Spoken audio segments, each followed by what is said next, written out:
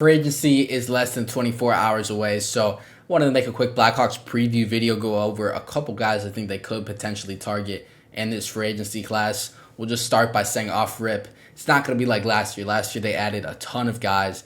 This year it's probably just going to be one or two signings. I wouldn't expect too much out of this free agency class. It's pretty weak overall, and some of the top guys just aren't going to be in consideration with the Blackhawks. We'll start it off just by going over some of the top guys like Mitch Marner, who I don't think is going to be in play for the Blackhawks. He's going to get a massive payday if he hits free agency. He might do a sign and trade with the Vegas Golden Knights. That's been rumored. But if he does hit free agency, we're going to see teams like the Hurricanes, the Mammoth, the Kings all go after Marner, and he's going to get paid pretty well. The only way I think the Blackhawks would be in the race for him is if they offered him a huge contract, probably upwards of 7 years at $14 million per season. And I just don't think that's going to be worth it, even though stars obviously are never guaranteed to come to your team. So I don't think it's necessarily a bad thing to ever go out and sign a star, because you're not guaranteed that you're going to get star players. But with Marner, you pay him $14 million, and then we'll say 5 to 6 years is really where the Blackhawks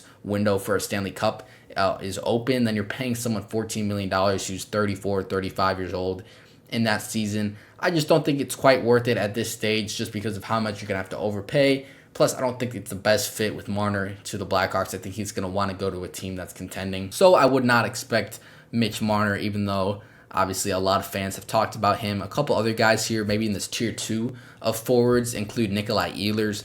Now, with him, it's kind of similar to Mitch Marner. A lot of teams are going to go after him because this top end of the free agency class is super weak. This whole free agency class in general, top to bottom, super weak. But Ehlers is going to be targeted by a lot of teams. Really, the only way the Blackhawks, I think, would be in the race is if they offer him a huge contract. You can see the projection here of 6 years at $8 million. Blackhawks would probably have to offer 6 or 7 years at probably close to 8.5, maybe even $9 million. And I just think that's a little bit too much for Nikolai Ehlers. Even though he is a very good player, he would be a great first-line player next to Connor Bedard. I just don't think it's going to be worth it to have someone who's 29 years old on that big of a contract for that long. Even though if we look at this kind of tier 2 of forwards, like Brad Marchand's in here, he's not going to be a target. But then you also have Brock Besser down here. I think Ehlers would be the best player out of this tier 2 if the Blackhawks were going to make a tier 2 signing. Ehlers is very good. I just don't think it makes all the sense in the world where you need to jump on him, even though he is a pretty good player. I think if the Blackhawks want to make a relatively big signing in this free agency, I think Ehlers would be that guy, though I wouldn't expect it, and I think they would have to overpay a lot for him. And like I said, for someone that's 29 years old, I don't know if it's best to have someone like that extended on a long-term deal at a high AAV. With that being said, even though I don't think they're necessarily going to go after the top guys in the class, you definitely still want to add a top 6 player. I think that's where you need to add in this free agency, is a top 6 player. And I think the guys that could fit that mold, but on more shorter-term deals, is probably one being Mikael Granlund. Now, Mikael Granlund, we know he played with Macklin Celebrini to start last year for a good portion of this year. So he has that experience playing with a young star.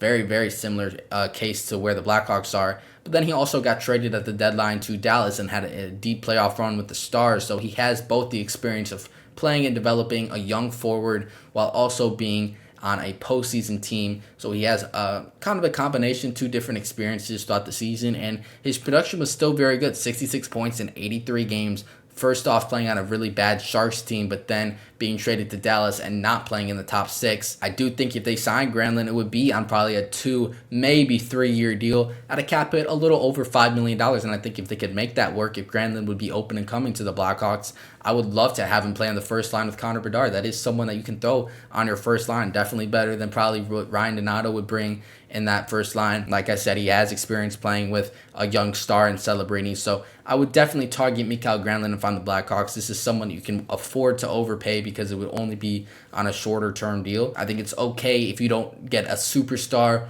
or high-end player to play with Connor Bedard this year or for next year. I think maybe in a year or 2 is where you should really start to look to make a big splash in free agency. I don't think this is the year they do that. I think if you can add someone, though, that upgrades the top 6, that upgrades the first line, and you give Bedard a good player to play with like a Mikael Granlund, I think that would be a really good signing and what the Blackhawks should be targeting. And if it's not Mikael Granlund, I think Jonathan Drouin could be the guy that could fit in that first line role for the Blackhawks. Super good skater. That's what the Blackhawks love to have. I think he would keep that pace of the first line with Connor Bedard very high.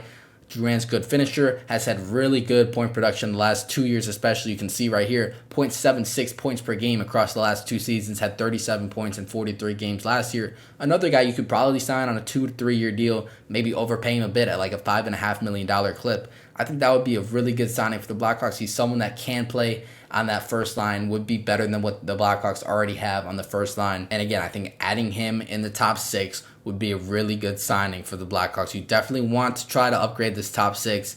If it's not free agency, maybe it's trade, but there are 2 guys here that I just pointed out I think could be potential fits on that first line. And then if you scroll down the board, this is a really, really weak forward class. I've always loved Victor Olofsson, even though he's been a kind of up and down player throughout the last handful of years. I've always been a fan of him, but this is someone that would really only be in your top 6 in a pinch.